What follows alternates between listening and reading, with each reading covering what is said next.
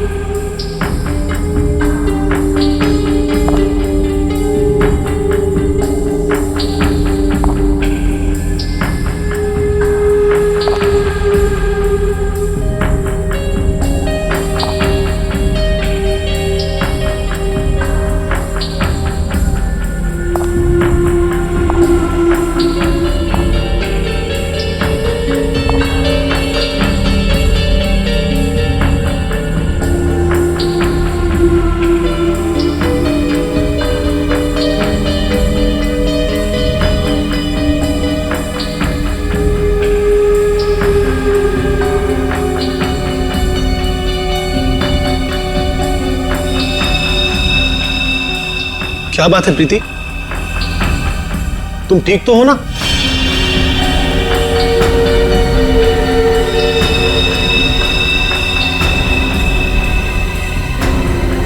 तुम कुछ बोलती क्यों नहीं?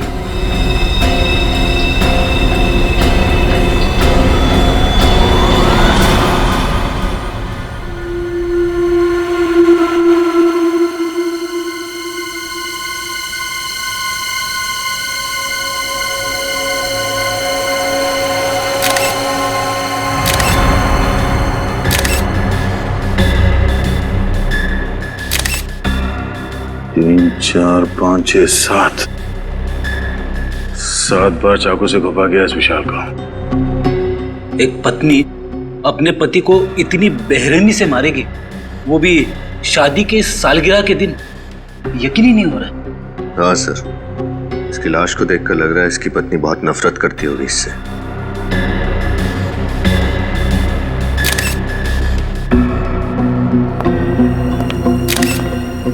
आप लोग कौन है विशाल के?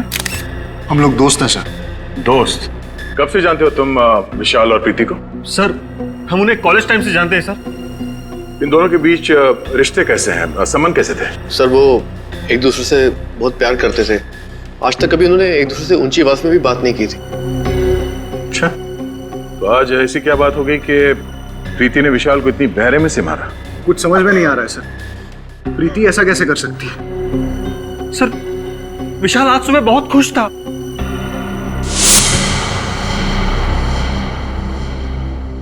हैप्पी एनिवर्सरी प्रीति।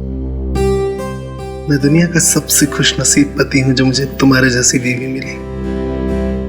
काश आने वाले हर जन्म में तुम मेरी ही बनकर रहो।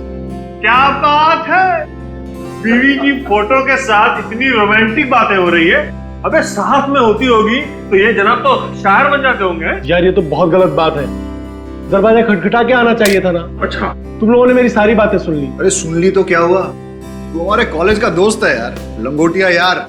और प्रीति को इम्प्रेस करने के तरीके हम ही से तो पूछता था। भूल गया? कैसे भूल सकता हूँ यार, मेरे घोड़ी चढ़ने का श्रेय तुम लोगों को ही तो जाता है। वो बात तो है, और इसीलिए आज हमें पार्टी चाहिए। हाँ पार्टी? हाँ, तेरी वेडिंग एनिवर्सरी की पार्टी यार। यार प्रीति से पूछना पड़ेगा। क्या बात कर रहा है यार, उसे पूछने की क्या जरूरत है। अरे सरप्राइज दे देते हैं उसको, वो खुश हो जाएगी। आइडिया तो अच्छा है, ठीक कह रहा है तू। मैं भी कुछ ऐसा ही सोच रहा था, है ना? तो आज रात 10 बजे पार्टी पक्की। Done done done done. और फिर जब हम अंदर घुसे तो हमने देखा विशाल जमीन पे पड़ा हुआ था और प्रीति उसके पास बेहोश थी। और हाँ, प्रीति के हाथ में एक चाकू था, खून से सना हुआ।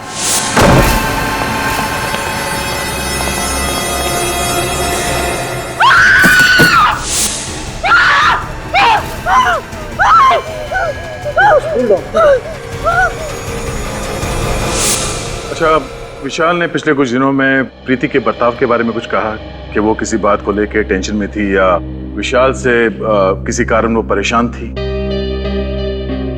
नहीं सर, विशाल ने कभी ऐसा कुछ नहीं कहा। हाँ सर, लेकिन वो ये कह रहा था कि आजकल वो प्रीति को टाइम नहीं दे पा रहा था। एक्चुअली काम में बहुत बिजी था। आखिरी बार आपने कब बात की प्रीति से? आज शाम को ही बात की थी मैंने उससे। वो बहुत खुश थी, बहुत ही खुश।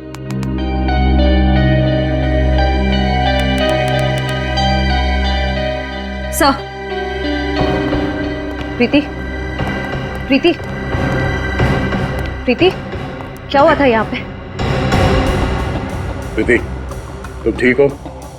हमारी आवाज सुनाई दे रही है तुम्हें? सर, लगता है सदमे में है।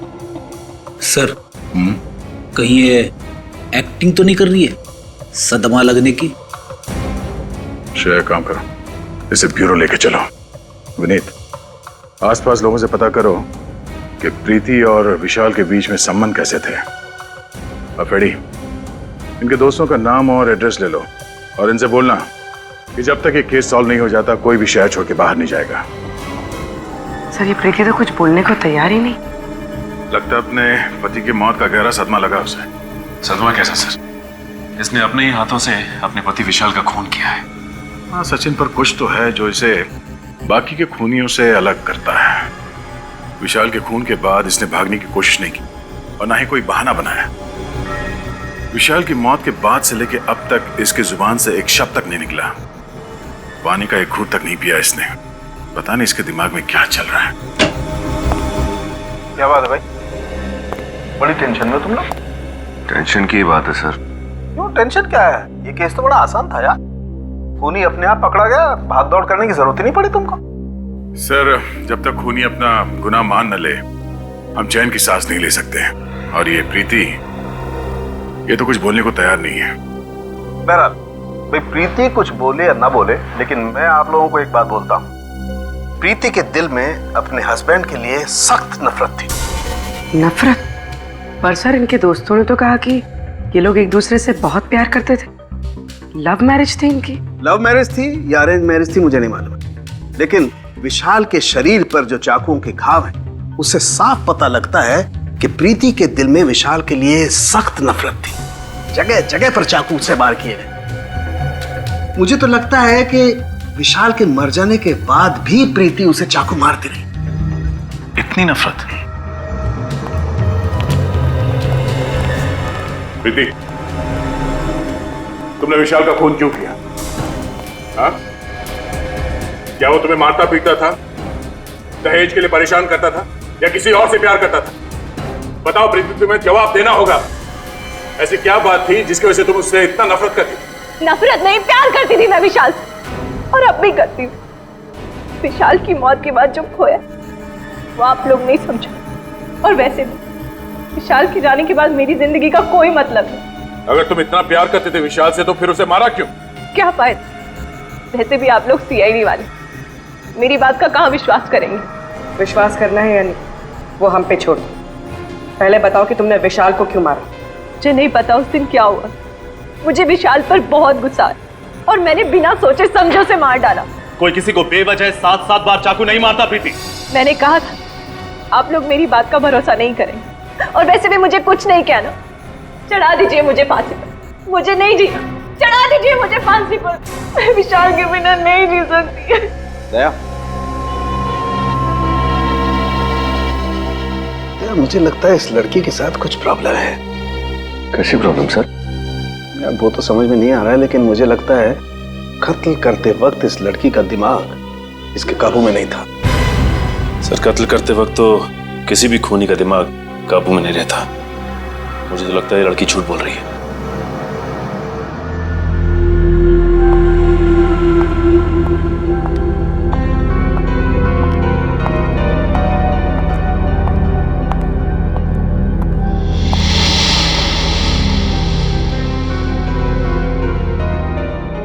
आ गई तू?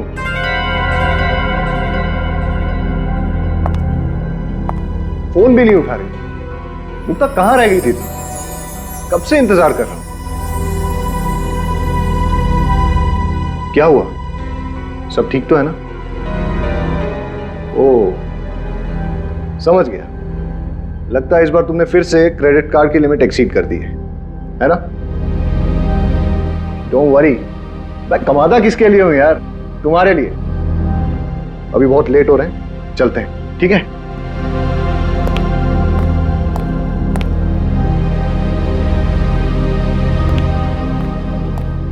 चलो, कम कम।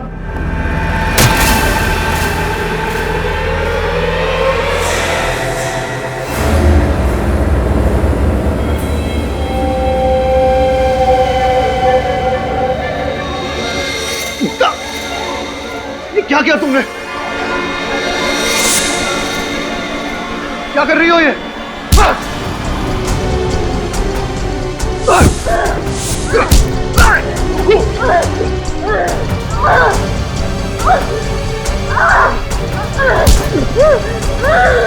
पागल हो गई हो? आवाज छोड़ो मुझे, उठाओ सिक्योरिटी।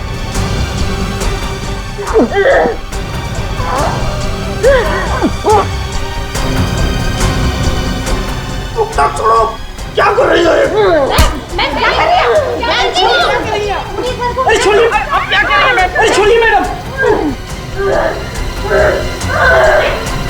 ठीक तो है ना सर? मुक्ता, ये क्या कर रही हो? पागल हो गई हो? होश में आओ।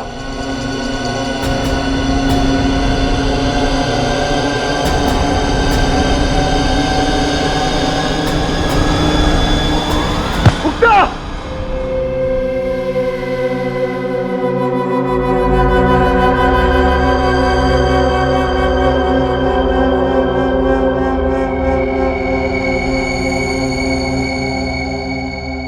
मुक्ता, अब कैसी हो तुम?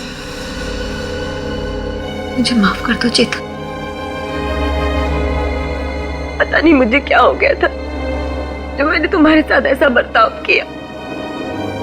इतनी चोट पहुंचाई है मैंने तुम्हें। अरे कोई चोट नहीं आई मुझे। देखो देखो, एकदम हट्टा कट्टा हूं मैं। हाँ, लेकिन मुक्ता आपने ऐसा किया क्यों? आपको ऐसे अचानक गुस्सा आने की वजह? मैं तो खुद हैरान हूँ, मुझे कभी गुस्सा आता ही नहीं है सर। और फिर बेवजह इतना ज्यादा गुस्सा कैसे आ गया, मुझे कुछ समझ भी नहीं आ रहा। मुक्ता ठीक कह रही है सर, मैंने इसे आज तक किसी से ऊंची आवाज में बात करते हुए नहीं देखा। गुस्सा होना तो बहुत दूर की बात है।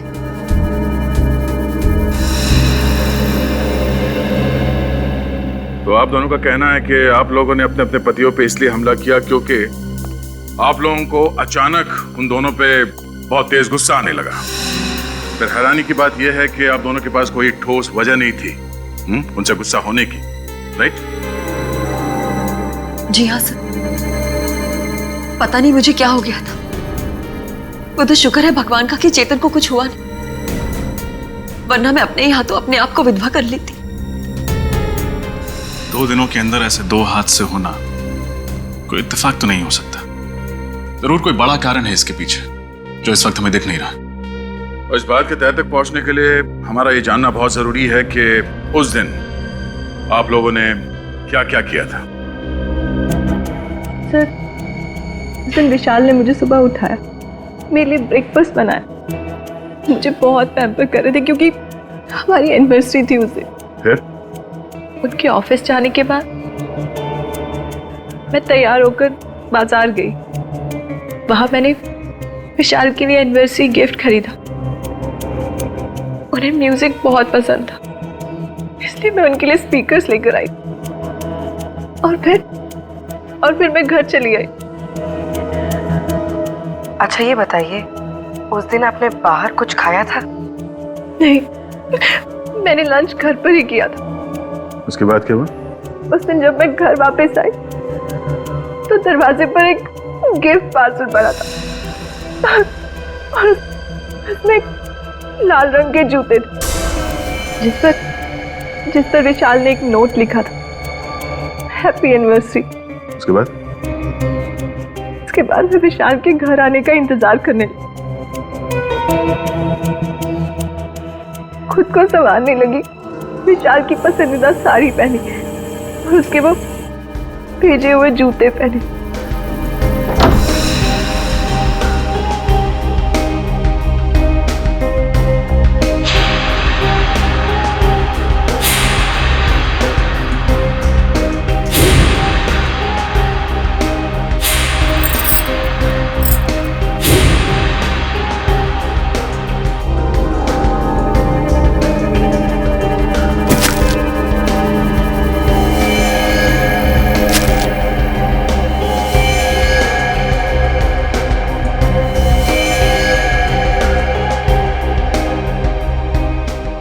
और जब वो घर लौटे तो मैं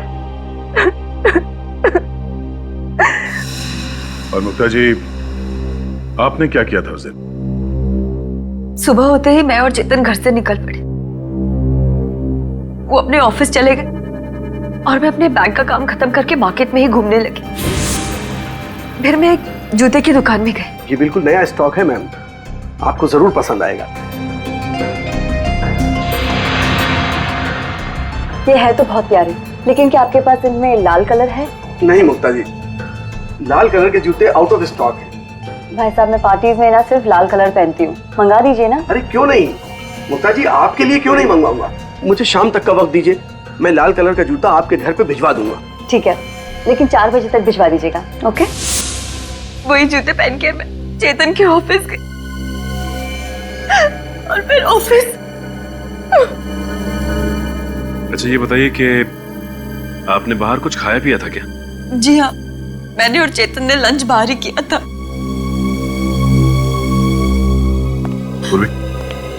इन दोनों को अंदर ले जाओ। आई।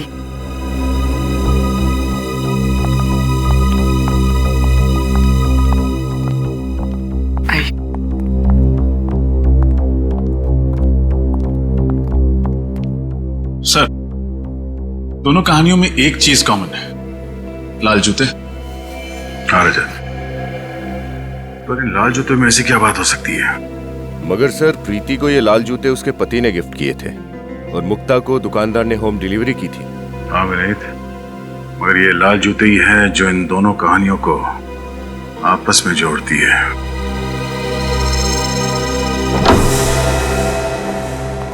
घर की अच्छी तरह से तलाशी लो, देखो लाल जूते कहीं मिलते हैं क्या।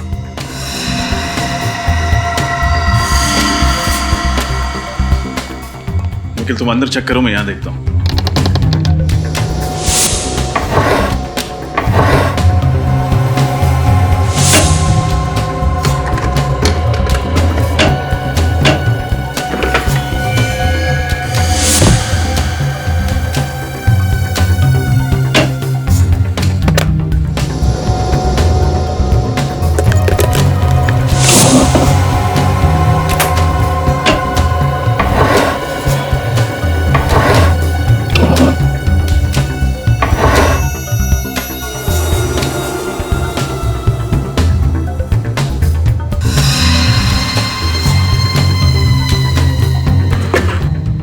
यहाँ तो कोई लाल कलर की लेडीज शू नहीं है।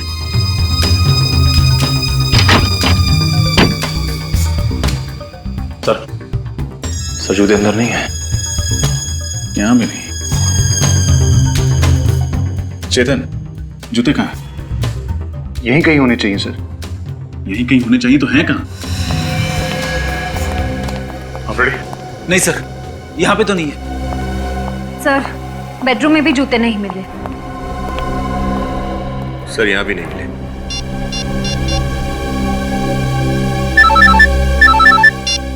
हाँ बोलो। हमने मुक्ता के घर को अच्छी तरह छान लिया, जूते नहीं मिले।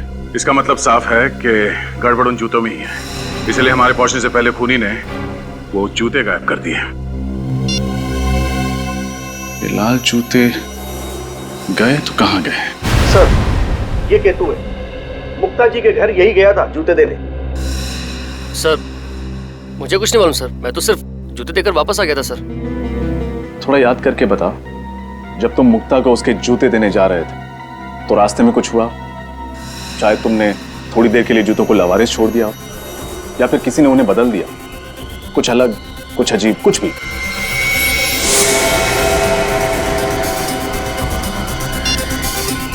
हेलो, हाँ सर, एड्रेस मिल ही नहीं रहा है। कौन सा पता देकर रखा है?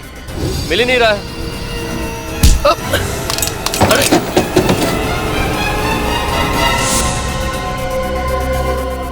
इसका मतलब जो आदमी केतु से टकराया उसने जूते बदल दिए? हो सकता है पंकज, और अगर जल्दी ही उन खूनी जूतों का राज पता नहीं चला तो शायद कुछ और पति मारे जाएंगे अपनी पत्नियों के हाथों।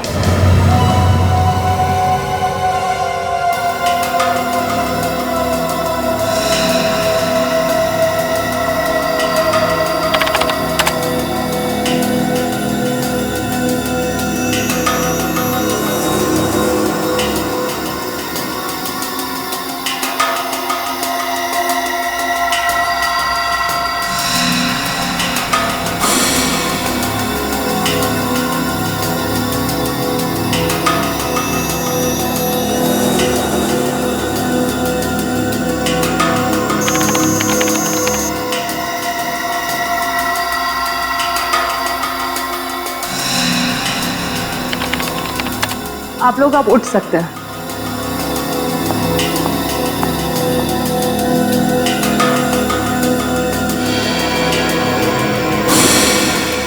ओ, ये चक्कर है। क्या चक्कर है डॉक्टर साहब? अभिजीत, मुझे खूनी का पता लग गया है। कौन है सर? जूते। जूते?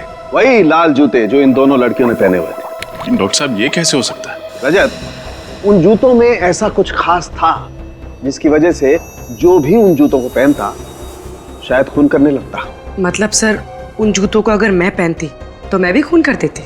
शायद, चांसेस हैं। क्या बात कर रहे हैं डॉक्टर साहब? ऐसा क्या है उन जूतों में कि उन्हें पहन के एक आदमी खूनी बन जाएगा? मैं बताता हूं। हाँ, ये देखो, इन दोनों के पैरों पर ये छोटा सा इंजेक्शन का निशान। इसका मतलब ये है कि इंजेक्शन के जरिए कोई ऐसा केमिकल इनके शरीर के अंदर गया है जिसकी वजह से इन लोगों ने ऐसा वायलेंट रिएक्ट किया है। और ये इंजेक्शन इन्हें तब लगा जब इन दोनों ने वो लाल जूते पहने थे।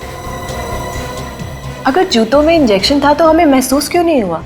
मतलब हमें चुभता ना, हमें दर्द तो होता। अभिजीत, शायद इंजेक्शन के साथ साथ उसमें एनेस्थीसिया भी था जिसकी वजह से इन दोनों के पैर सुन्न हो गए और इन्हें पता नहीं चला। ओह, बहुत बड़ी प्लानिंग की खूनी ने। लेकिन डॉक्टर साहब, ये इंजेक्शन था किस चीज का? हॉलीवुड क्रेडॉक।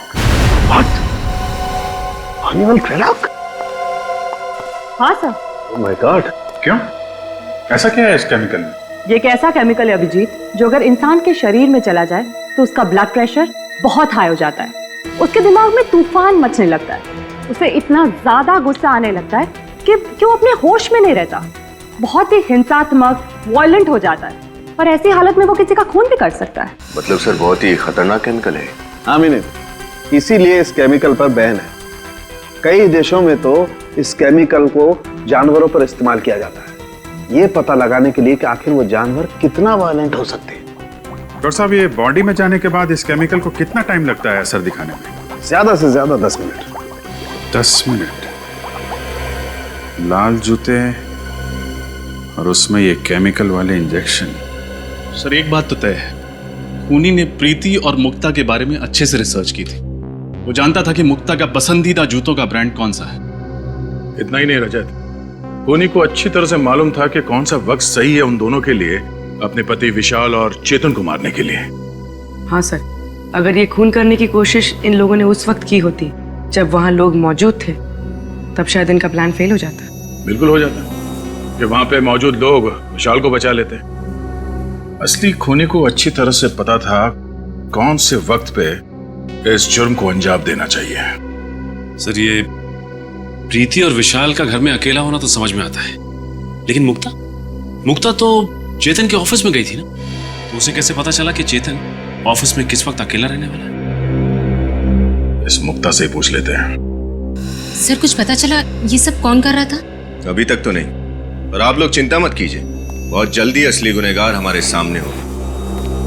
मुक्ता जी, एक बात बताइए, आप ठीक उसी वक्त कैसे पहुंची चेतन के ऑफिस में जब वो बिल्कुल अकेला था? सर मैं तो 4 बजे जाने वाली थी, लेकिन इनका फोन आया था कि मैं 4 बजे ना जाके 6 बजे जाऊं। ये मीटिंग में बिजी थी। मतलब चेतन ने तुम्हें खुद 2 घंटे देरी से आने के लिए कहा? क्या कह रही हो मुक्ता? मैंने तुम्हें ऐसा कोई फोन नहीं किया था। मैं तो खुद हैरत में था कि इसे आने में इतनी देर क्यों हुई। अगर आपने फोन नहीं किया तो फिर किसने किया? ये फोन कॉल आपके मोबाइल पे आया था? नहीं सर, मेरे लैंडलाइन पे आया था। सचिन, पता करो 24 तारीख दोपहर 4 बजे के आसपास इनके लैंडलाइन पे किसका फोन आया था। अच्छा, आपने कहा कि लाल जूतों को पहनने के बाद आपको अचानक गुस्सा आया। ये लाल जूते की डिलीवरी कब हुई थी आपके पास? सर जूते की डिलीवरी उसके दिए हुए टाइम से बहुत लेट हो गई थी। मैं गाड़ी में बैठ के ऑफिस के लिए निकल ही रही थी, तब जूते वाला आया था। और वो जूता पहना कब आपने? इनके ऑफिस के नीचे सर। जूते चेंज करके ही मैं ऊपर गई थी। लेकिन सर, अगर खूनी चाहता था कि मुक्ता नए जूते पहनकर ऑफिस जाए तो वो आखिरी मिनट तक इंतजार क्यों करता? मतलब ये भी तो हो सकता था कि मुक्ता नए जूतों को गाड़ी में ही रहने देती और पुराने जूतों में ही चेतन से मिलने चली जाती।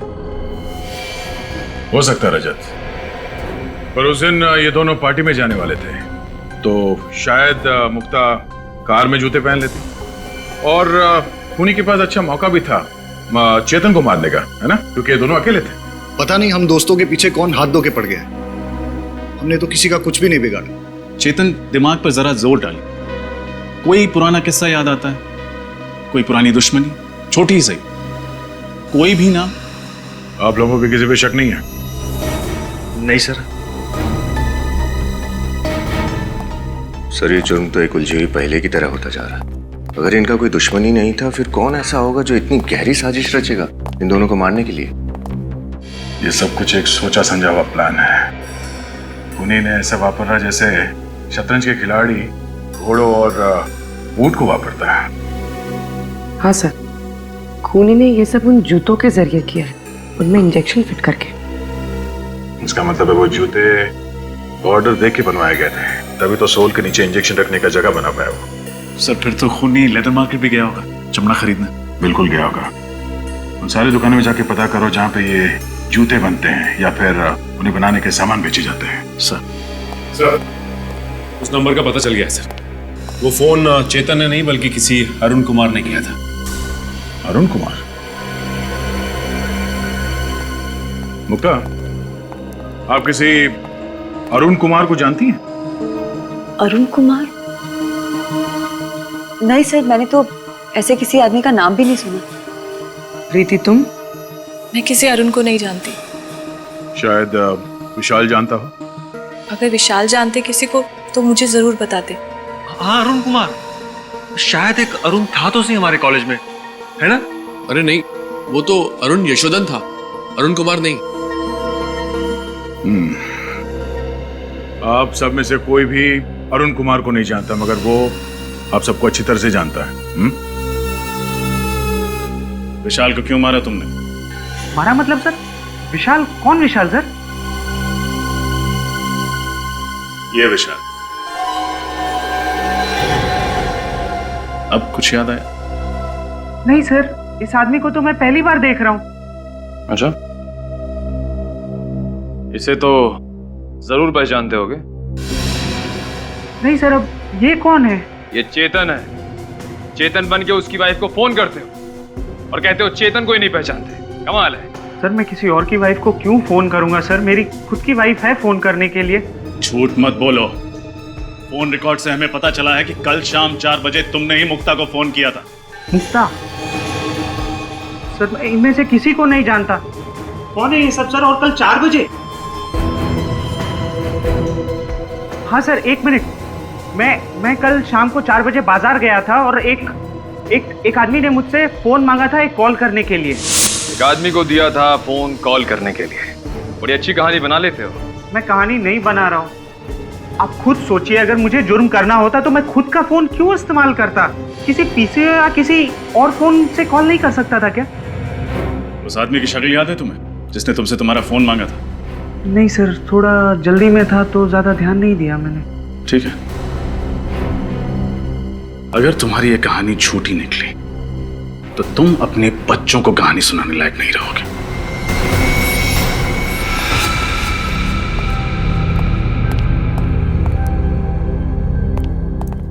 क्या हुआ पीयूष? तूने हम लोगों को अचानक क्यों बुला लिया? मुझे तुम लोगों से जरूरी बात करनी है। हाँ बोलना। मुझे लगता है वो वापस आ गया है। What? पागल तो नहीं हो गया तुम? अरे यार मैं ठीक कह रहा हूँ। विशाल ऊपर पहुंच गया, चेतन मरते मरते बचा। इससे पहले कि हम दोनों का टिकट कट जाए, हमें सब कुछ सीआईडी को बता देना चाहिए। दिमाग तो नहीं खराब हो गया तेरा? अगर सीआईडी को इस बात की भनक भी लग गई ना, तो तू सोच नहीं सकता वो हम लोगों का क्या हाल करेंगे। अरे यार जो होगा देखा जाएगा। यूं बेमौत मरने से तो अच्छा ही है ना। देख, अगर तूने सीआईडी को बताने की बात भी की ना, तो वो वापस आया हो या ना आया हो, मैं तुझे जरूर मार डालूंगा। अरे मुझे बचा ले यार। मैं पागल हो रहा हूँ, पागल। मेरा दिमाग फट रहा है, दिमाग। मैं मरना नहीं चाहता, मैं मरना नहीं चाहता, मैं जीना चाहता हूँ, मैं जीना चाहता हूँ। पीयूष, तू घबरा मत, कुछ नहीं होगा हम लोगों को, सब ठीक हो जाएगा। डोंट वरी, हम तेरे साथ हैं ना। मैं मरना नहीं चाहता हूँ, मैं जीना चाहता हूँ, मैं मरना नहीं चाहता, मैं मरना नहीं चाहता। Please help me. कम।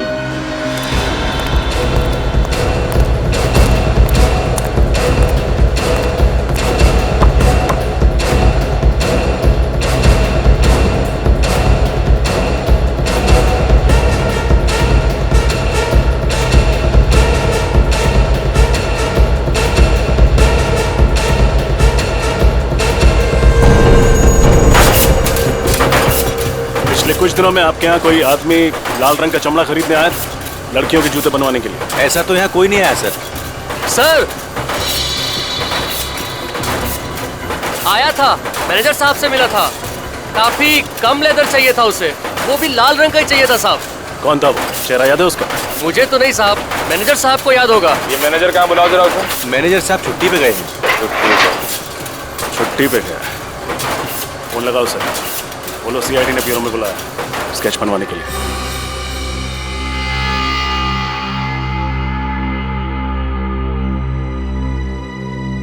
पांडुरंग दगड़ू सराफ। अरे पूर्वी, अरे पूर्वी, अरे हटो यार। अरे पूर्वी, अरे वेरी गुड, तुमने तो कमाल कर दिया भाई। Thank you very much, thank you very much, तुम कमाल हो यार। अरे सालों के साहब, ऐसी क्या बात हो गई जो खुशी से आपकी छाती फूल गई? यार तुम्हें पता नहीं, वो पूर्वी ने मुझे सलाह दी थी ना वो लेटर लिखने की। अरे भाई मैंने अपनी गर्लफ्रेंड को एक अच्छा सा लेटर लिखा, फूलों का गुलदस्ता भिजवाया और बस उसको गुस्सा तो गायब। क्या बात सर, ये तो बहुत ही अच्छी बात है। मुबारक हो सर। अरे भाई रहने दो, अपनी मुबारकबाद आप अपने पास रखिए, पहले भी झेल चुका हूँ यार मैं तुम्हें। अरे सर गिफ्ट में कैंची दी आपने और गलती मेरी? यार ऐसे वक्त पे कैंची की याद दिलाना जरूरी है क्या यार? मैंने कहा था ना सर कि आपका लिखा हुआ खत पढ़ के वो खुश हो जाएगी। वेरी गुड पूरी, तुम कमाल हो। आइंदा से इस मामले में कोई टिप्स लेनी होगी ना बेटा, मैं सीधा तुम्हारे पास आऊंगा। यस डॉक्टर साहब, पूर्वी से क्यों, आप तो ये तारिका से भी ले सकते हैं और उसके लिए आपको यहाँ ब्यूरो में आने की जरूरत भी नहीं पड़ेगी। नहीं यार, तुम समझते नहीं हो यार, तारिका की इस मामले में जरा पसंद कमजोर है यार। डॉक्टर साहब, अभिजीत के बारे में अगर कुछ कहना है तो मेरे सामने तो प्लीज आप। अच्छा, बुरा लगा ना, बुरा लगा, कोई बात नहीं है यार। मैं भी अपना वक्त बर्बाद नहीं करना चाहता ये डिस्कस करके यार। अरे मेरे पास टाइम नहीं है, मुझे फेशियल कराने जाना है यार। फेशियल? और आप? क्यों? मैं फेशियल क्यों नहीं है? नहीं, बिल्कुल सर, करना चाहिए आपको, फेशियल करना चाहिए। हाँ, और आज तो जरूर करना चाहिए यार। यू नो डेटिंग है, डिनर पे जा रहा हूँ गर्लफ्रेंड के साथ यार। बहुत अच्छी बात है सर। उम्मीद करते हैं कि जब तक आप दोनों का डिनर खत्म हो जाता है तब तक हम लोग ये केस सॉल्व कर देंगे। यस ऑफ कोर्स, तुम केस सॉल्व करो, मैं डिनर सॉल्व करता हूँ। बाय पूर्वी, बाय। सर डॉक्टर साड़ों की भी कमाल क्या, उम्र 55 की, दिल बचपन का। अरे उनके सामने मत बोल देना, जीना हराम कर देंगे तुम्हारा। सर स्केच तैयार हो गया। गुड, देखे जरा। तो ये है वो चैंपियन। अब इस चैंपियन का अच्छा वक्त शुरू होगा।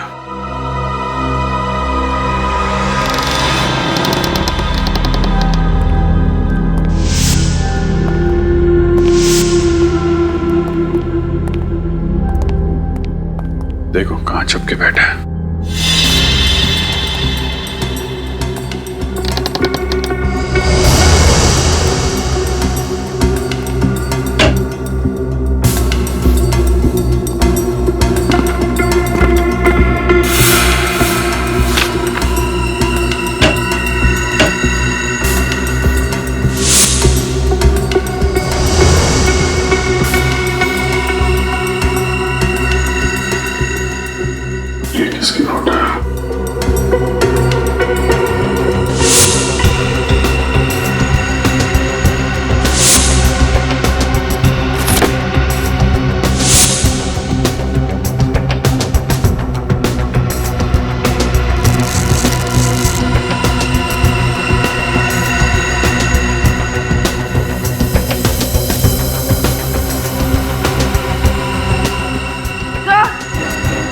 हाँ बोलिए।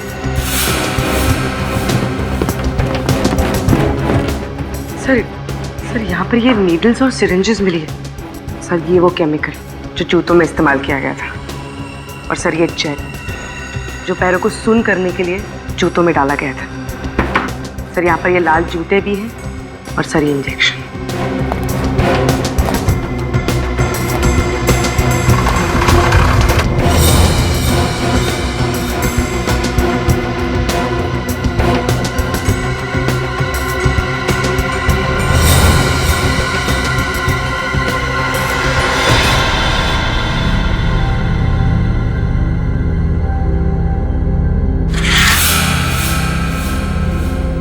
मतलब इन सब के पीछे पीयूष का ही हाथ है।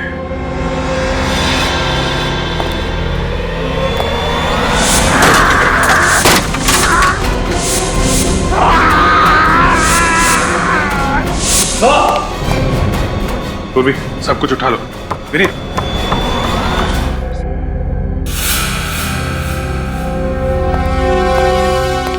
सर पीयूष तो यहाँ मरा पड़ा है। My God. सर हमें तो लग रहा था यही सबको मार रहा। इसका मतलब इसके साथ कोई और आदमी भी मिला हुआ था क्या? सर ये देखिए, इसके जेब में से ये चिट्ठी है सर। क्या लिखा? मैंने ही विशाल का खून करवाया और चेतन पर हमला भी करवाया। नफरत करता था मैं अपने दोस्तों से। कॉलेज के दिनों से चेतन, विशाल, धीरज मुझे परेशान करते थे और बिजनेस पार्टनर बन जाने के बाद भी मुझे मेरा हक नहीं देते थे। इसलिए गुस्से में आकर मैंने उनसे बदला लेने की ठानी। मगर सीआईडी को मेरे बारे में पता चल गया, इसलिए मैं अपनी जान दे रहा हूं। पीयूष, अजीब बात है सर। जब गुनहगार को पता होता है कि एक ना एक दिन वो पकड़ा ही जाएगा, फिर गुनाह करता ही क्यों है? और इसने तो सीआईडी के डर से खुदकुशी कर ली। बात कुछ हजम नहीं हो रही है विनीत। ये आदमी अपने दोस्तों से बदला लेना चाहता था। इतनी लंबी प्लानिंग की उसने बदला लेने के लिए, और अभी इसका बदला पूरा भी नहीं हुआ। डर के मारे आत्महत्या करेगा क्या? सर, इसके हाथ और पैर पर ये निशान देखिए। रस्सी के बांधने का निशान। पीयूष को बांध के रखा था। लगता तो है सर, लेकिन जब ये ब्यूरो आया था तब तो कोई निशान नहीं था। और ये निशान काफी गहरे हैं। लगता है काफी दिनों से बांध कर रखा गया था इसे। पीयूष को बांध के भी रखा गया था और पीयूष ब्यूरो में भी। अब कुछ कुछ समझ में आ रहा है। डॉक्टर साहब, मैं ठीक तो हो जाऊंगा ना? तुम बिल्कुल फिक्र मत करो।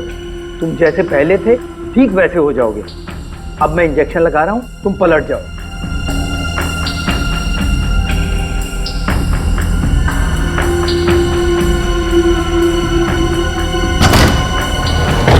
कौन हो तुम लोग? सीआईडी, पीछे हटो। चेहरा बदलवाया जा रहा है, हैं?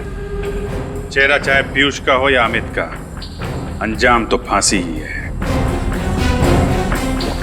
ये क्या बकवास कर रहे हैं आप लोग? ऐसी कोई बात नहीं है। जाने दीजिए मुझे। कहाँ जा रहे हो? चेहरा नहीं बदलवाओगे? हाँ, मैं पीयूष नहीं, अमित हूँ। अमित, यही है ना तुम्हारा असली चेहरा? अब बताइए अमित जी, क्यों मारा अपने दोस्तों को तुमने? हैं? दोस्तों के नाम पे धब्बा थे वो लोग, धब्बा। क्यों? ऐसा क्या किया था उन लोगों ने तुम्हारे साथ? उनकी वजह से मैं खूनी बना। मैंने अपने हाथों से सपना की जान ले ली। कौन सपना? सपना मेरी प्रेमिका। कॉलेज के दिनों में हम एक दूसरे से बहुत प्यार करते थे। एक दिन सपना ने विशाल, पीयूष, चेतन और धीरज को एग्जाम पेपर चुराते हुए देख लिया। फिर उसने धमकी दी कि वो सब कुछ प्रिंसिपल को बता देगी। फिर इन चारों ने उसे मारने का प्लान बनाया। बस सपना तो तुम्हारी गर्लफ्रेंड थी, उनके कहने पे तुमने सपना का खून कर दिया। क्यों?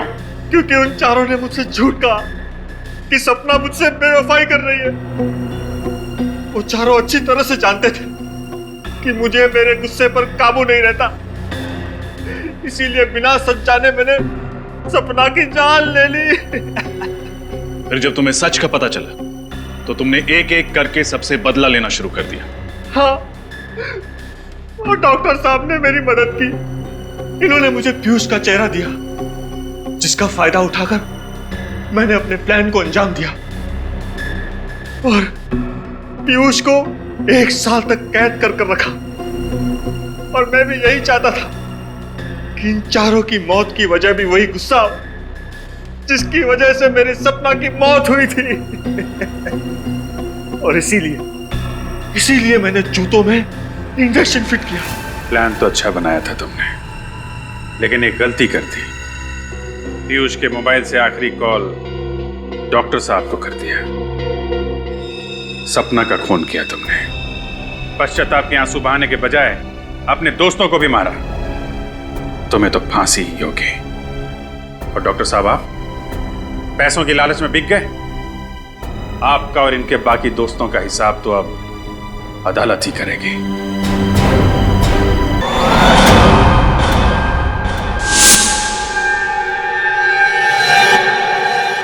तुम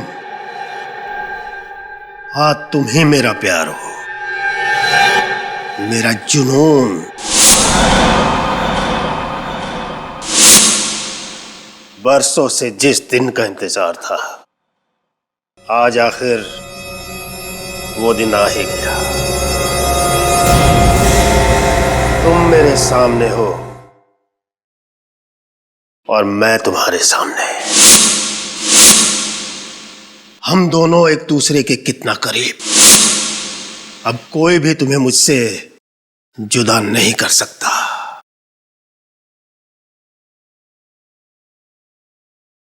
मैं तुम्हें कभी भी अपनी नजरों से दूर जाने नहीं दूंगा, कभी नहीं। नमस्कार, सभी कला प्रेमियों का स्वागत है। मेरे एग्जीबिशन में आने के लिए आप सभी को बहुत बहुत धन्यवाद। खासकर एसीपी प्रद्युमन और उनकी टीम को, जिन्होंने आज यहाँ आने के लिए अपना समय निकाला। अब मैं इस शहर के जाने माने उद्योगपति और इस फंक्शन के चीफ गेस्ट मिस्टर मुकुल जी से निवेदन करता हूँ कि वो रिबन काटकर इस प्रदर्शनी का शुभारंभ करें। Please welcome. Thank you. आपने मुझे यहाँ बुलाया, ये मेरा सौभाग्य है, पर ये रिबन मैं अकेले नहीं काटूंगा। मैं एसीपी प्रद्युमन के साथ मिलकर इसे काटना चाहूंगा, क्योंकि आप लोगों की वजह से ही हम लोग सुरक्षित हैं। अरे नहीं मुकुल जी, ये रिबन आप ही काटिए। देखिए, हम जो करते हो हमारी ड्यूटी है, फर्ज है हमारा। प्लीज आइए ना, please Mukul ji, please please come on, आइए सर।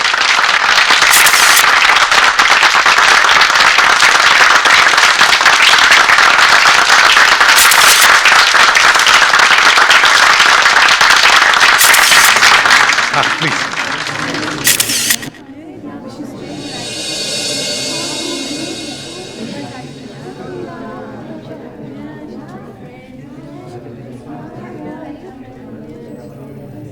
बहुत अच्छी पेंटिंग बनाई है आपने। Thank you Daya sir. भाई, इस पर सोल्ड का टैग लगा दो। ये पेंटिंग मैंने खरीद ली। Excuse me please. भाई मुकुल जी, अगर आपको एतराज ना हो तो भाई ये पेंटिंग तो हम खरीदना चाहेंगे। प्लीज। भाई जतेन, बहुत खूब। भाई तुम तो मुझसे भी अच्छी पेंटिंग बनाने लगे। विक्रम सर, आप मुझे क्यों शर्मिंदा कर रहे हैं? खुश रहो। आप ही तो मेरी प्रेरणा हो। जीते रहो। इनसे मिलिए, एसीपी प्रद्युमन जी, दया सर और। अरे भाई, इन लोगों को कौन नहीं जानता। ये लोग तो हमारे देश की शान है। अरे नहीं विक्रम जी, उल्टा आप जैसे कलाकारों की वजह से ही हमारे देश का नाम रोशन होता है। आप शर्मिंदा कर रहे हैं सर। हेलो,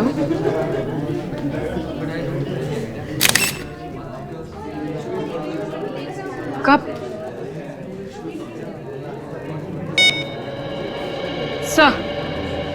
सर, मशहूर टीवी रिपोर्टर रोनिता जी लापता हो गई। लापता? कैसे? सर कुछ घंटे पहले वो मेयर साहब का इंटरव्यू लेने के लिए जा रही थी, अपने ऑफिस से निकली तो थी लेकिन वहां पहुंची नहीं। सर हाँ, रोनिता मेरी कजिन है, प्लीज उसे ढूंढ निकालिए। तुम्हारी बहन है रोनिता? जी ठीक है, घबराओ मत, कुछ नहीं होगा, हम ढूंढ निकालेंगे उसे। एक काम करो, उस रास्ते भी जाकर चेक करो जिस रास्ते से रोनिता मेयर के बंगले पर जा रही थी, और हम उसके ऑफिस में जाकर चेक करते हैं।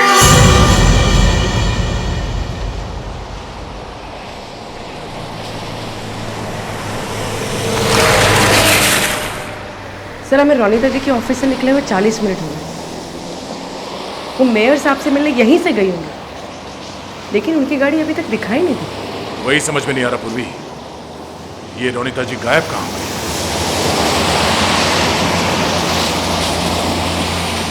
एक मिनट, गाड़ी रोको, लगता है ये रोनिता जी की गाड़ी है।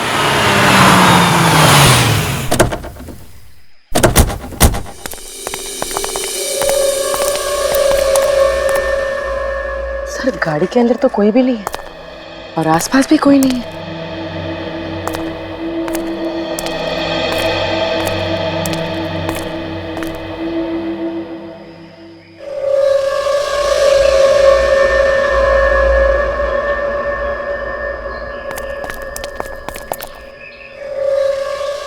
टायर का निशान देख के लगता है कि यहाँ पे कोई ट्रक खड़ा था। सर मतलब रोनिता जी की गाड़ी के ठीक पीछे एक ट्रक भी पार्क था। और इस निशान से साफ पता चलता है कि वो ट्रक बाद में यहाँ इस रोड पे गया है।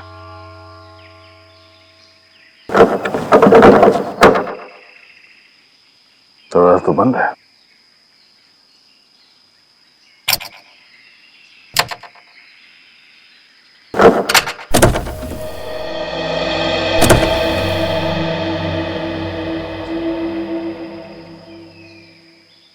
गाड़ी के अंदर देख के लगता तो नहीं है कि यहाँ पे हाथापाई हुई है। सब कुछ ठीक ठाक है। फिर ऐसी जगह पे रोनिता जी ने अपनी गाड़ी क्यों रोक दी?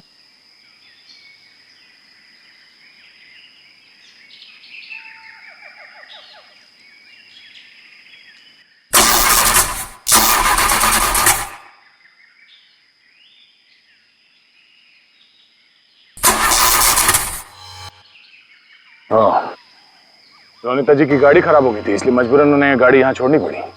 सर हो सकता है किडनैपर उनका ट्रक में पीछा कर रहा हो।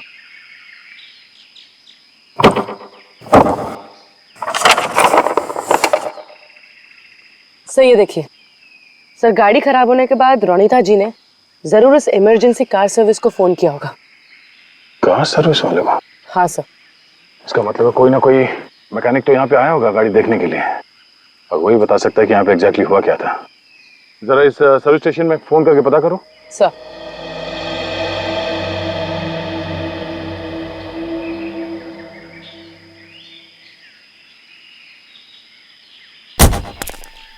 सर उनका कहना है कि रोनिता जी की गाड़ी को चेक करने के लिए एक नरेश नाम का मैकेनिक आया था और उसने अभी तक सर्विस सेंटर को रिपोर्ट नहीं की।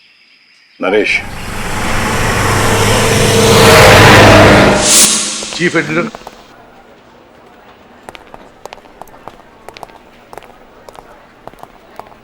आप चीफ एडिटर शंतनु हैं? जी सर, मैं ही हूँ। मैंने ही आपको फोन किया था। ओके, देखिए शंतनु जी, हम रोनिता का टेबल चेक करना चाहते हैं। Okay sir. गार्गी ले जाओ। जी सर। Ready? सर आप इधर हैं।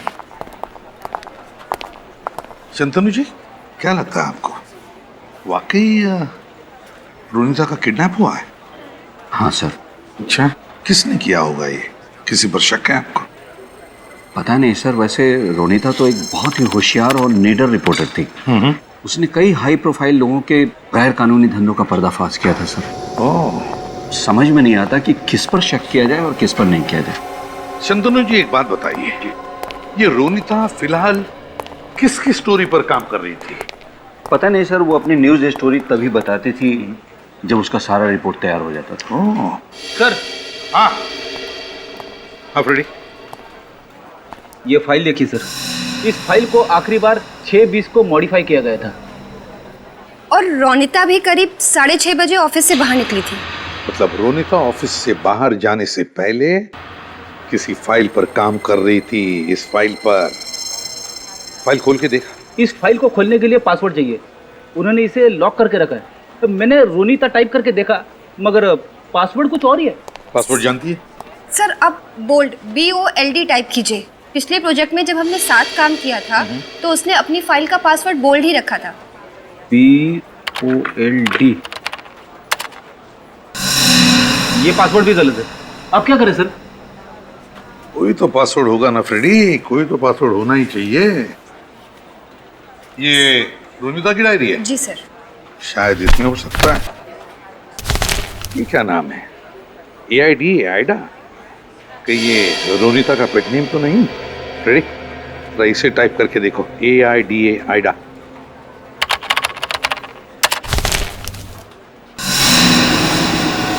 सर ये फाइल तो डिलीट होगी।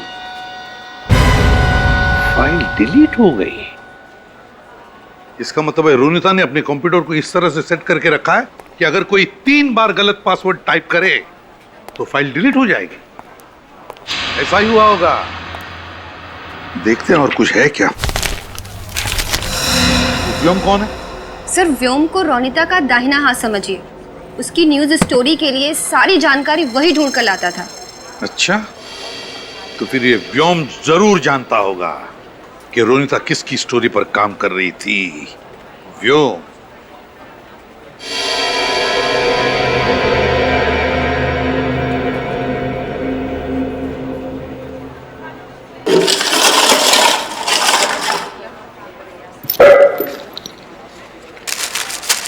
सर ये तो किसी की फोटो लग रही है। हाँ फ्रेडी। सर रोनिता को मैंने ये फोटोज डस्टबिन में डालते हुए देखा था। उसके बाद वो जल्दी जल्दी में कहीं बाहर निकल गई। अच्छा, तो देखे तो सही लगा कर किसकी फोटो है ये।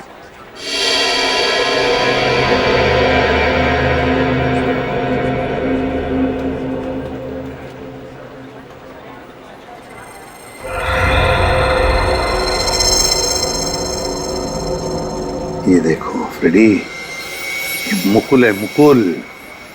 और लगता है कि ये किसी को पैसे दे रहा होगा। फिर जरूर ये रोनिता मुकुल की स्टोरी पर ही काम कर रही थी।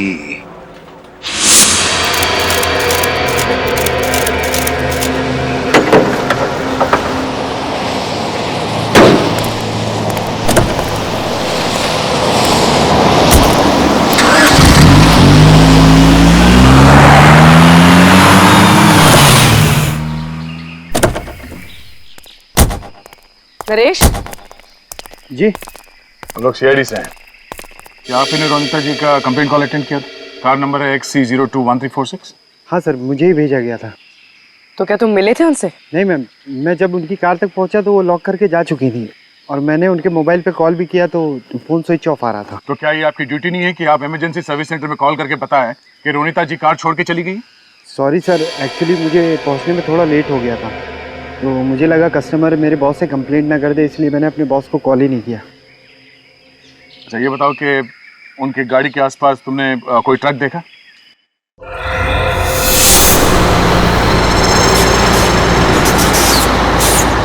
हाँ सर, जब मैं गाड़ी के पास पहुंचा था एक आइसक्रीम ट्रक को जाते हुए देखा। Ice cream truck?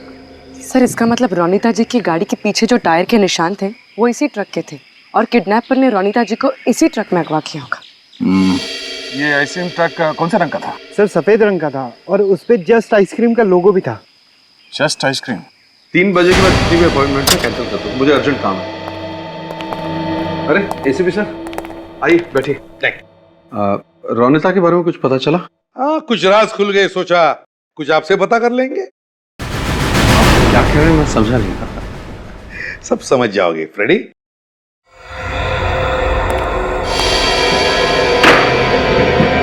ये सब क्या हो रहा है? आप मुझ पर शक कर रहे हैं? मैं भला अपनी कजन को क्यों अगवा करवाऊंगा? इसलिए ये फोटोग्राफ आपको कहां से मिला? सवाल हम तुम्हें पूछने आए, उल्टे सवाल पे सवाल तुम हमें पूछे जा रहे हो। वाह, बताओ कौन है ये आदमी? और उसे पैसे ही दे रहे हो ना तुम?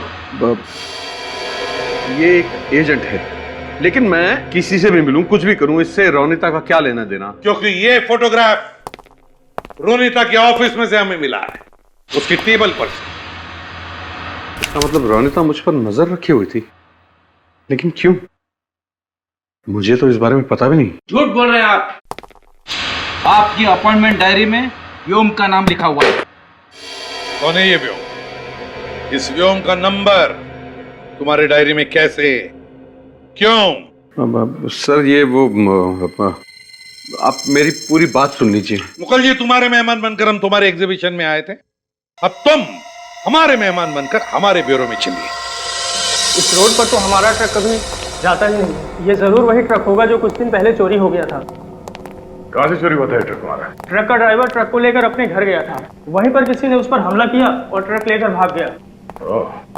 सर ये उस ट्रक का ड्राइवर है, मोंटू। मोंटू, ये सब कब हुआ, कैसे हुआ, शुरू से बताओ। साहब, मैं ट्रक लेके अपने घर गया था खाना खाने, और पीछे से कोई ट्रक में घुसा और मेरे ऊपर वार कर दिया। आपने उसका चेहरा देखा था? नहीं, उसने किसी चीज से वार किया और मैं बेहोश हो गया। अच्छा, उस आदमी के बारे में कुछ और बता सकते हो?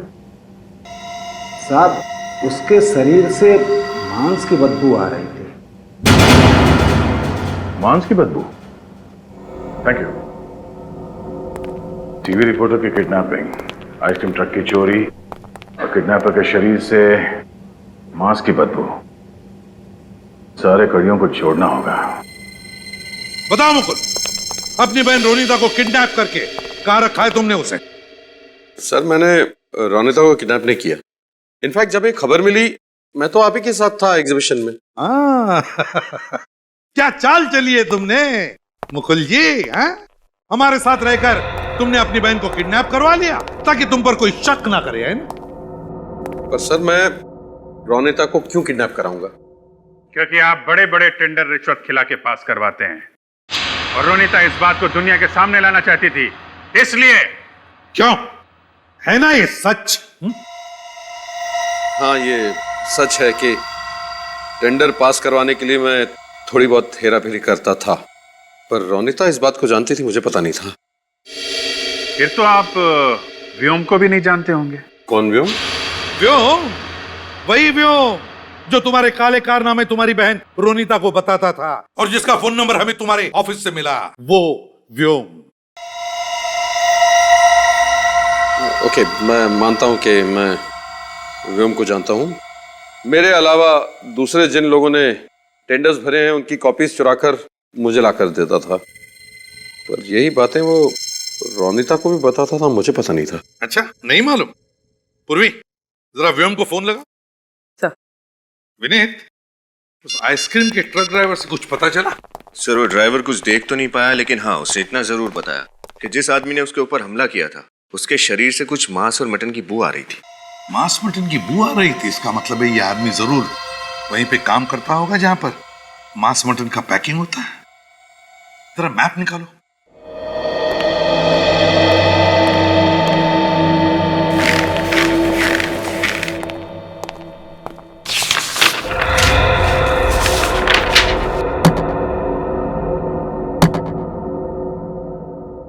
एक, ये 2, 3 और ये है 4। शहर में 4 जगह हैं जहां पर मांस मटन का पैकिंग होता है। मतलब सर, हमें इन चारों जगहों को जाकर चेक करना पड़ेगा। बिल्कुल चेक करना पड़ेगा। सर, व्योम का फोन ऑन हो चुका है, उसकी लोकेशन ट्रैक हो गई है। कहां पर? Sir, Chincholi area. Chincholi area? Vyom? उठाओ इस व्योम को चिंचोली एरिया से, पता तो चलेगा ये मुकुल सच बोल रहा है या ये व्योम।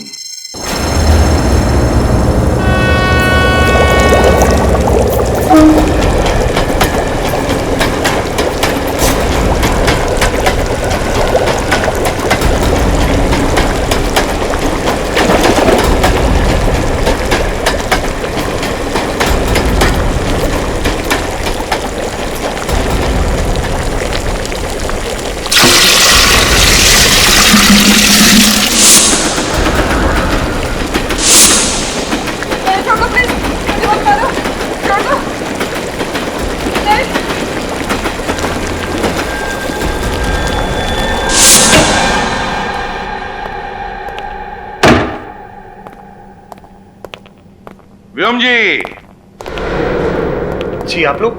सीआईडी, रोनिता जी के बारे में आपसे कुछ बात करनी है। रोनिता? कौन रोनिता? पता नहीं सर, इनके दिमाग में क्या चल रहा है। पहले मना करते फिर मान जाते हैं। मुकुल ने तुम्हारे बारे में हमें सब कुछ बता दिया है व्योम, और तुम उसके लिए क्या काम करते हो ये भी बताया। हमें पता चल चुका है कि तुम मुकुल के सीक्रेट रोनिता जी को बेचते थे और रोनिता जी के सीक्रेट मुकुल को। दोनों को डबल क्रॉस कर रहे हो तुम। अब आप लोगों को सब पता चल ही चुका है तो मैं और क्या बोलूं? रोनिता को किडनैप करके कहाँ रखा है? क्या रोनिता किडनैप हो गई है? नाटक मत कर, समझा? नहीं सर, मैं सच बोल रहा हूँ। मुकुल जी के बारे में खबर देने के बदले रोनिता मुझे ढेर सारे पैसे देती है। मैं भला उससे किडनैप क्यों करूंगा? आज सुबह कहाँ थे तुम? मैं मुकुल जी के ऑफिस में था, आप चेक कर सकते हैं। रोनिता से तुम्हारी आखिरी बार बात कब हुई थी? मुकुल जी के ऑफिस से निकलने के बाद मैंने उसे फोन किया था। कितने बजे? 1 मिनट, ये 12 बजे। 12 बजे? वो 12 बजे तो गायब हुई थी। और सर, हमने रोनिता का मोबाइल चेक किया था, उसमें इनका नाम और नंबर दोनों ही नहीं थे। मैंने उसके प्राइवेट नंबर पर फोन किया था, ये वाला नंबर देखिए। मतलब ये सब काम करने के लिए रोनिता जी ने अलग नंबर रखा था, प्राइवेट नंबर? क्या बात हुई थी रोनिता के साथ? फोन कनेक्ट हुआ था, मैं हेलो हेलो कर रहा था, लेकिन सामने से कोई आवाज नहीं आई। हाँ, लेकिन आसपास कोई रेलवे ट्रैक जरूर होना चाहिए, क्योंकि ट्रेन की आवाज आ रही थी। अच्छा, ट्रेन की आवाज? तो फिर अभिजीत, रेलवे लाइन के आसपास जितने भी मीट पैकिंग फैक्ट्रीज है चेक करो।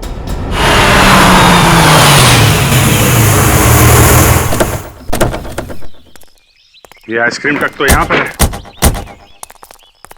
इसी में रोनिता जी को किडनैप किया गया था। इधर ही होनी चाहिए।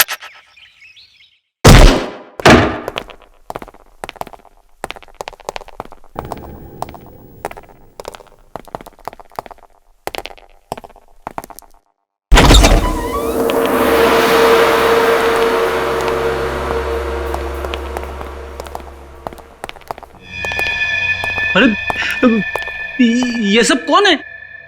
सर ये पुतले हैं सर। मोम के पुतले। बाहर आइसक्रीम का ट्रक, यहां मोम के पुतले और रोनिता जी गायब।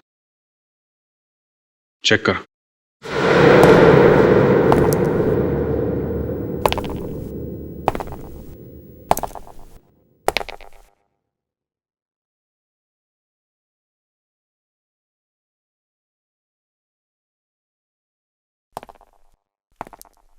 अरे बाप रे, मुझे तो बहुत डर लग रहा है।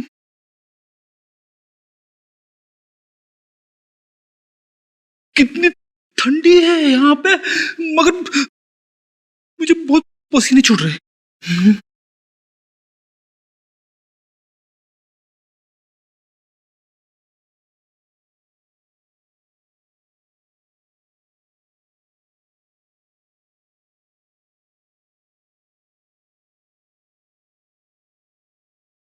ये तो रोनिता जी जैसा दिखने वाला पुतला है।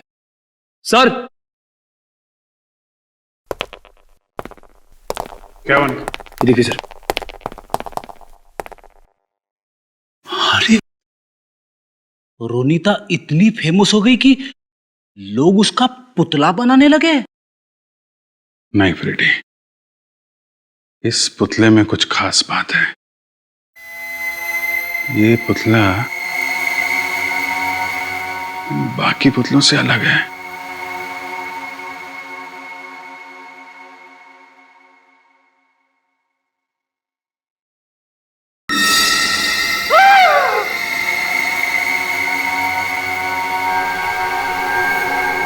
रोनिता जी,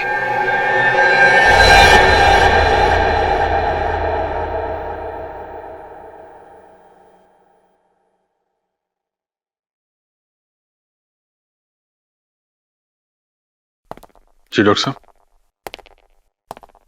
क्या लगता है? अभिजीत, खूनी ने पहले इस बेचारी रोनिता के पूरे शरीर पर खौलता हुआ मोम डाला, उसके बाद अपनी कारीगरी दिखाई। मौत कैसे हुई रोनिता जी की? अभी तो इसके शरीर को मोम से बाहर निकाला है। मौत कैसे हुई जानने के लिए तो इसकी बॉडी को फॉरेंसिक लैब ले जाना पड़ेगा। सर ये राजू है, इस गोडाउन की देख रेख यही करते हैं। राजू, ये लाश कैसे है यहाँ पे? मुझे पता नहीं सर, मैं तो सिर्फ इतना जानता हूँ कि यहाँ बहुत सारे मोम के पुतले रखे जाते हैं। लेकिन तुमने किसी को तो देखा होगा, कौन आया था यहाँ पे? कोई नहीं सर। सो रहे थे? हैं? किसका गोडाउन है ये विक्रम सर का है, और यहाँ पे जितने भी मोम के पुतले रखे हैं ये उन्होंने ही बनाए। विक्रम जी जो बहुत बड़े कलाकार हैं, बहुत बड़े मूर्तिकार। विक्रम जी घर पे है क्या? हम लोग सीआईडी से। हाँ है।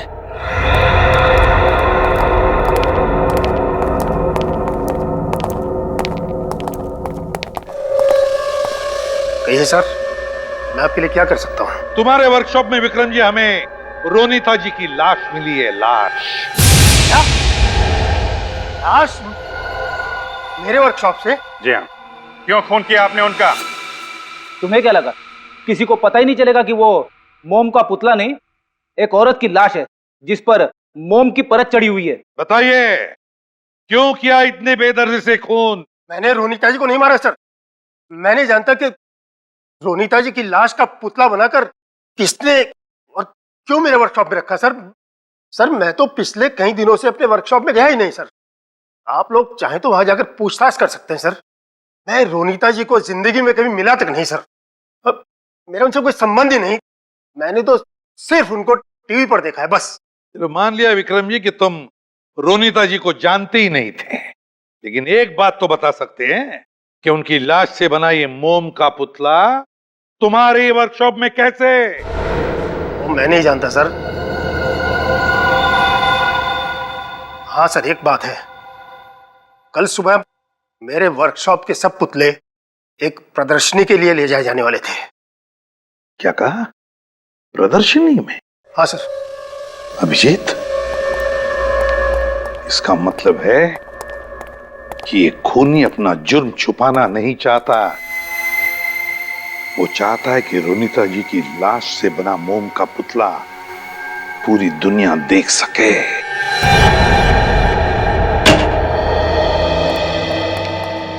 यार साळुंखे, क्या इसकी मौत जहर से हुई थी? नहीं बिल्कुल नहीं। मगर सर इनके बॉडी पे तो कोई निशान भी नहीं है, और ना ही इन्हें गोली मारी है या किसी ने चाकू मारा है, तो फिर इनकी मौत हुई कैसे? रोनीता जी की मौत दम घुटने की वजह से हुई। दम घुटने की वजह से? हाँ, मतलब सर खूनी ने पहले रोनीता की सांसें रोक दी, उसके बाद इसके शरीर पर गर्म मोम डाला। नहीं विनीत, जब रोनीता जी पर गर्म मोम डाला गया उस वक्त ये जिंदा थी। जब इस पर खौलता हुआ मोम डाला गया तब ये जिंदा थी? हाँ। यार साळुंखे, ये तू किस बेसिस पे कह सकता है? ये देखो, ये इनके शरीर पर देखो, चमड़ी जगह जगह से जल गई है, और कहीं कहीं से तो ये देखो ये चमड़ी निकल भी रही है। सिर्फ इतना ही नहीं सर, हमें रोनीता के खून में से नींद की दवा मिली है। इसलिए लगता है कि खूनी ने पहले इसे दवा देकर गहरी नींद में सुला दिया और उसके बाद खौलता हुआ मोम इसके शरीर पर डाल दिया। और वो गरम गरम मोम जब इनके शरीर पर पड़ा तो इनकी चमड़ी जल गई, और बाद में वही मोम जब ठंडा हो गया तो इनके पूरे शरीर पर मोम की एक मोटी परत, एक लेयर जम गई। सर और इसकी वजह से रोनीता का दम घुट गया? हाँ, खूनी ने बेचारी पर खौलता हुआ मोम डाल दिया ताकि एक खूबसूरत सा पुतला बने और फिर लोग इसे एग्जीबिशन में देख सकें। सर इसका मतलब खूनी एक ऐसा आदमी है जो मोम से पुतले बनाने की कला को जानता है। हाँ पूर्वी, मगर गलत इस्तेमाल किया है उसने अपनी कला का, गलत इस्तेमाल किया है। विक्रम के बारे में क्या पता चला? तो विक्रम का हमारे पास कोई क्रिमिनल रिकॉर्ड नहीं है। क्या? विक्रम का कोई भी क्रिमिनल रिकॉर्ड नहीं? एसीपी प्रद्युमन या क्या? ठीक, हम पहुंचते हैं। क्या हुआ सर? प्रसिद्ध लेखिका शर्मिला जी गायब हो गई है। मैं ही शर्मिला का पति हूँ। आप ही ने फोन किया था हमें? जी हाँ, शर्मिला अचानक गायब हो गई, तब से मैं बहुत टेंशन में हूँ। देखिए राकेश जी, आप टेंशन बिल्कुल मत लीजिए, आपकी पत्नी शर्मिला जी को हम ढूंढ निकालेंगे। अच्छा ये बताइए कि आपकी पत्नी शर्मिला जी कब गायब हुई थी? सर वो मॉर्निंग वॉक के लिए निकली थी। आपकी पत्नी हर रोज मॉर्निंग वॉक करने जाती है? जी हाँ। तो फिर उनके गायब होने की खबर आपने हमें पहले क्यों नहीं दी? सर ऐसा है कि शर्मिला एक कामयाब लेखिका है। वो कब कहाँ किससे मिलने जा रही है ये हर समय बताकर तो नहीं जाती। और फिर वो स्वाभिमानी और कड़क मिजाज की, हर वक्त कोई उसे टोकता रहे ये उसे पसंद नहीं। लेकिन जब वो नहीं आई तो मुझे चिंता होने लगी कि वो कहीं कोई मुसीबत में तो नहीं है। तो फिर आपने शर्मिला जी को फोन करने की कोशिश नहीं की? कई बार फोन किया लेकिन उसका फोन स्विच ऑफ बता रहा है। मिस्टर राकेश, आपकी पत्नी की किसी के साथ बहस वगैरह हुई थी? देखिए सर, वो सिर्फ किताबें या कहानियां नहीं लिखती, वो एक क्रिटिक भी है। वो अखबार में कला के बारे में, फिल्म के बारे में, सामाजिक मुद्दों के बारे में भी लिखती है। उसे किसी का डर नहीं, जो सच है वो अपने अखबार में लिखती है। और जाहिर है कि इस बात से काफी लोगों को प्रॉब्लम भी होगी। बिल्कुल, उसका लेख पढ़कर बड़ी बड़ी हस्तियां नाराज हो जाती हैं। ये शर्मिला जी हाल ही में कुछ खास करने वाली थी? जी हाँ सर, वो अपने नई किताब के लॉन्चिंग फंक्शन में जाने वाली थी। ओह, पहली बार तो वो खूनी अपनी मोम की कारीगरी को एग्जीबिशन तक नहीं पहुंचा पाया, लेकिन इस बार वो जरूर कोशिश करेगा कि उसका अधूरा सपना पूरा हो। अच्छा ये बताओ कि ये बुक लॉन्च का फंक्शन कहाँ होने वाला है? सर शर्मिला जी की बुक लॉन्च की तैयारी चल रही है। मतलब वो किडनैपर कभी भी यहाँ पे आ सकता है। एक्सक्यूज मी, हम लोग सीआईडी से हैं। क्या बात है? यहाँ पे कितने लोग काम करते हैं? 7-8 लोग। और आप इन सबको जानती हैं? जी हाँ, मेरी मैनेजमेंट कंपनी के लोग हैं। ठीक है, कोई अनजान आदमी या औरत दिखे तो हमें तुरंत इन्फॉर्म करना, ठीक है? Sure sir. Madam, madam, madam जल्दी इधर आइए। मैडम जल्दी इधर आइए। सर ये देखिए सर, क्या हो गया? दूर खड़े हो जाओ।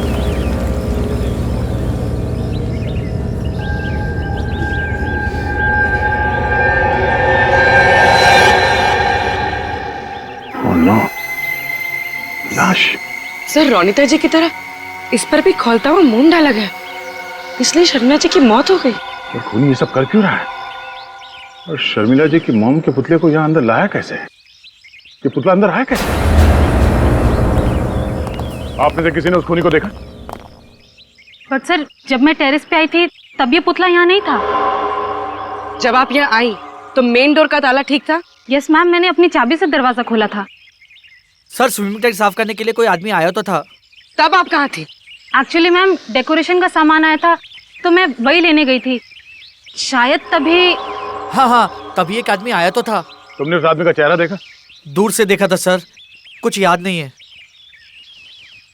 रोनिता की मोम के पुतले में लाश, और अब शर्मिला की लाश मोम के पुतले में।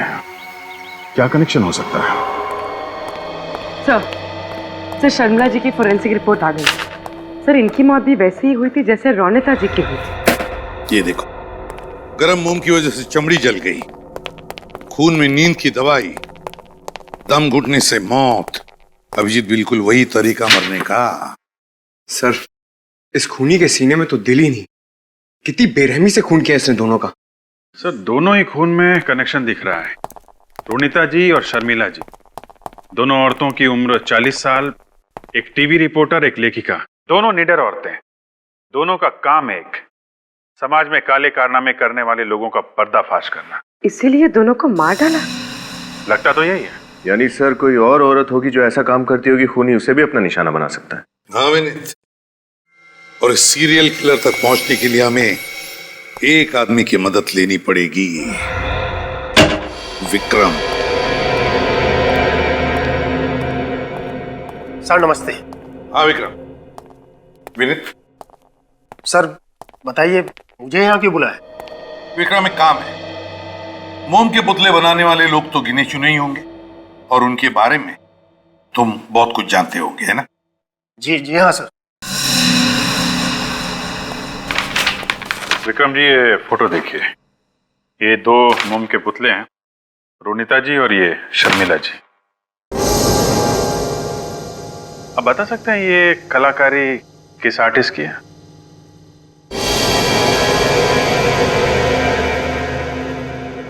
सर दोनों पुतले एक ही कलाकार के बनाए हुए हैं। दोनों पुतलों के एक ही स्टाइल में तराशा गया है। छोटी से छोटी बारीकी का बहुत ध्यान रखा गया है, बहुत समय दिया गया है सर ये पुतले बनाने में। कौन कौन आर्टिस्ट है ये? कभी देखा है इसका काम? जी हाँ सर, इस शहर में एक ही कलाकार है जो इस स्टाइल में पुतले बनाता है।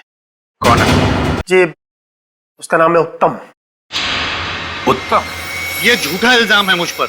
मैं तो इन दोनों औरतों को जानता तक भी नहीं। मैं क्यों इनकी जान लूंगा? मैं क्यों इनके मोम के पुतले बनाऊंगा? मिस्टर उत्तम, ये जिस तरीके से मोम के पुतले बने, ये लेयरिंग, ये ड्रेपरी का स्टाइल, ये आपका नहीं है। मैं मानता हूं कि ये लेयरिंग और ड्रेपरी का स्टाइल मेरा ही है, लेकिन मेरे स्टाइल में कोई और भी तो काम कर सकता है। मैं इसे साबित कर सकता हूं। अच्छा, कौन बना सकता है? कौन है वो आदमी?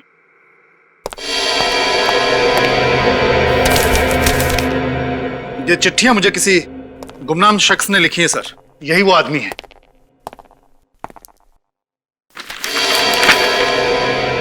तुमसे अच्छा कलाकार तो मैं हूं, लेकिन तुमसे अच्छा नसीब मेरे पास नहीं है। बहुत इंतजार कर लिया, अब नहीं। इस पे ना तो किसी का नाम लिखा है, ना ही कोई पता लिखा है। अब मेरी कला का प्रदर्शन होगा और तुम्हारे बनाए गए मोम के पुतलों से कहीं अच्छे और सच्चे दिखेंगे मेरे मोम के पुतले। तुम्हें 3 साल लगे, लेकिन मुझे सिर्फ 3 हफ्ते लगेंगे अपनी कारीगरी दुनिया के सामने लाने में। सिर्फ 3 हफ्ते। ये बात तो तय है कि ये चिट्ठी लिखने वाला आदमी ही खूनी है। यही वो कलाकार है जिसने रोनिता जी और शर्मिला जी को मारा और उनके मोम के पुतले बनाए। उत्तम जी, आपका ऐसा कौन सा कॉम्पिटिटर है जो इस हद तक गिर सकता है? ऐसा तो कोई मुझे याद नहीं आता सर। किसी पे शक है आपको? जी नहीं सर। हाँ सर, इस खत में लिखा है तुम्हारा करियर खत्म हो जाएगा बबलू। आपका नाम बबलू है क्या? कॉलेज में मुझे बबलू कहते थे। कौन से कॉलेज में पढ़ते थे आप? के कॉलेज ऑफ आर्ट्स। के कॉलेज ऑफ आर्ट्स। वहीं से पता चलेगा कि और कौन कौन स्टूडेंट्स थे जो इनके साथ मूर्ति कला सीख रहे थे। नमस्ते सर, हम लोग सीआईडी से। ओह, मेरे सेक्रेटरी ने बताया था कि किसी केस के सिलसिले में आपको कुछ पूछताछ करनी है मुझसे। दरअसल 2 औरतों का खून हो गया है। किसी ने उनके शरीर में गरम गरम मोम डाल के उनका खून कर दिया और उनके पुतले बना दिए हैं। ऐसा वहशीपन कौन कर सकता है? आप उत्तम नाम के स्टूडेंट को जानते हैं? उत्तम? हो, बबलू।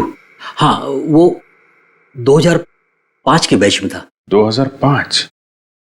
प्रिंसिपल साहब, उस बैच के जितने भी स्टूडेंट्स थे, हमें उनकी लिस्ट चाहिए, और खास तौर पे वो लोग जो मोम के माध्यम में काम कर रहे थे। देखिए, बहुत पुरानी फाइल है, मैं कोशिश करके आपको भिजवाता हूं। Okay sir. और सर, ये 2005 के जो चीफ इंस्ट्रक्टर थे, उनसे भी मिलना हमें। उनका तो 2005 में ही खून हो गया था। खून हो गया? नाम क्या था उनका? दिव्या। कैसे मौत हुई दिव्या जी की? उनकी बॉडी एक कोल्ड स्टोरेज में पड़ी हुई मिली। बहुत तहकीकात हुई, लेकिन खूनी का कुछ भी पता नहीं चला। और कुछ बता सकते हैं आप दिव्या जी के बारे में? देखिए, वो बहुत ही स्ट्रिक्ट थे, कड़क स्वभाव था उनका। स्टूडेंट गलती करता था तो वो बहुत डांटती थी उन्हें। उम्र क्या रही होगी उनकी? यही लगभग 40 के आसपास रही होगी। 40 साल? 40 साल की औरत, कड़क स्वभाव और डिसिप्लिन वाली, बिल्कुल शर्मिला जी और रोनिता जी जैसी। यानी कि खूनी ऐसी औरतों का खून कर रहा है?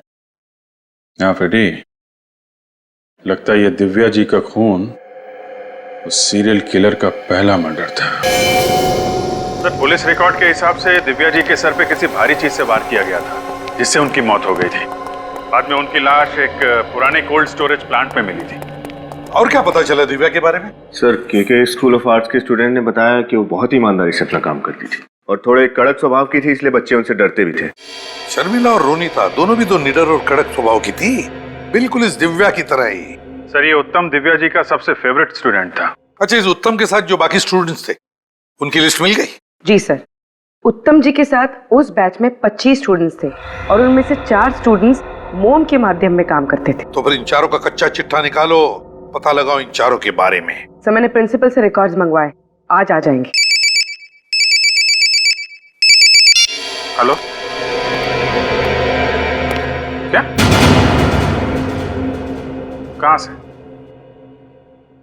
ओके ओके ओके, हम लोग देखते हैं। सर, सोशल एक्टिविस्ट रजनी जी का किडनैप हो गया है। रजनी का किडनैप हो गया है? कहां पर? मॉर्निंग वॉक से लौट रही थी सर, घर के सामने किसी ने अगवा कर लिया। वो खूनी उन्हें कहाँ ले गया होगा सर? एक जगह हो सकती है जहां खूनी ने पहला खून किया था दिव्या जी का, वो बंद पड़ा हुआ सुनसान कोल्ड स्टोरेज प्लांट। हाँ अभिजीत, बिल्कुल सही है। इससे पहले कि रजनी की जान चली जाए, हमें इस खूनी को पकड़ना ही होगा। तुम कौन हो? क्यों मुझे लेकर आए हो? मुझे जाने दो प्लीज। मैंने तुम्हारा क्या बिगाड़ा है? कैसे जाने दूं? तुम ये सब इसलिए कह रही हो क्योंकि तुम नहीं जानती हो, दुनिया की सबसे सुंदर और महान मूर्तियों में तुम्हारा नाम लिया जाएगा। आज से हजारों साल तक लोग तुम्हें याद करेंगे। अमर होने वाली हो तुम। करना क्या चाहते हो तुम? ज्यादा कुछ नहीं, बस तुम्हारी मोम की मूर्ति बनाना चाहता हूं मैं। ये जो तुम्हें सामने गरम गरम खौलता हुआ मोम दिखाई दे रहा है ना, ये मोम तुम्हारे शरीर पर डाल दूंगा। थोड़ा सा जलेगा, ज्यादा नहीं, क्योंकि मैंने ऑलरेडी तुम्हें सेडेटिव दे रखे हैं। उसके बाद मैं तुम्हें कोल्ड स्टोरेज में डाल दूंगा और ये गरम गरम पिघलता हुआ मोम तुम्हारे शरीर पर जम जाएगा। और उसके बाद मैं अपनी कलाकृति दिखाऊंगा। नहीं प्लीज, मुझे मरना नहीं है।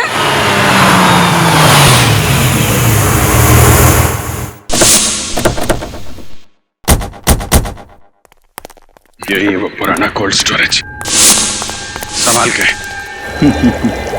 मोम भी सही तापमान पर गर्म हो गया है। नहीं, मुझे नहीं मरना है, छोड़ दो मुझे।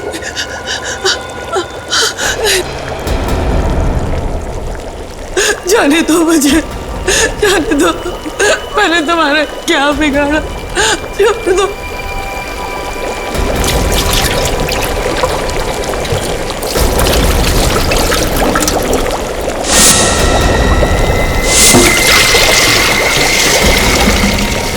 जाने दो, भगवान के लिए छोड़ दो मुझे। तुम ऐसा नहीं कर सकते। नहीं नहीं, मुझे जाने दो मुझे। शुभ काम के समय रोया नहीं करते, हंसो, मुस्कुराओ। अरे मुस्कुराओ, तुम्हारे अमर होने का समय आ गया है। तुम मेरी सबसे खूबसूरत कृति होगी और तुम्हारी मूर्ति की नुमाइश मैं नेशनल म्यूजियम में करूंगा।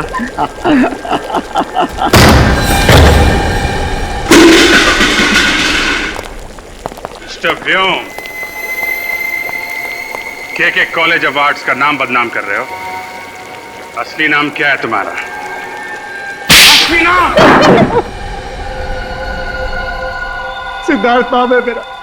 पहचान छुपाने के लिए नाम बदला था मैंने। और अपना अपराध छुपाने के लिए तुमने हमारी मदद की। बहुत कोशिश की तुमने हमें गुमराह करने के लिए। रोनिता जी के बारे में इंफॉर्मेशन देना, वो फोन के डिटेल्स, रेलवे ट्रैक की आवाज, अच्छा नाटक था। क्यों मारा तुमने दिव्या जी को? हमेशा मुझे डांटती रहती थी।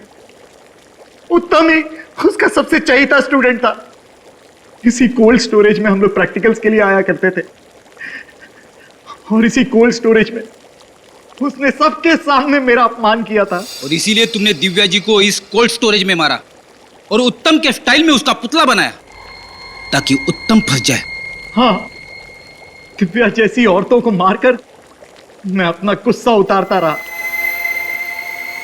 दिव्या ने मेरा भविष्य बर्बाद कर दिया था। कोई किसी का भविष्य बर्बाद नहीं करता है। इंसान अपना भविष्य खुद बनाता है या खुद बिगाड़ता है। तुम्हारी तरह। फांसी होगी तुम्हें, फांसी।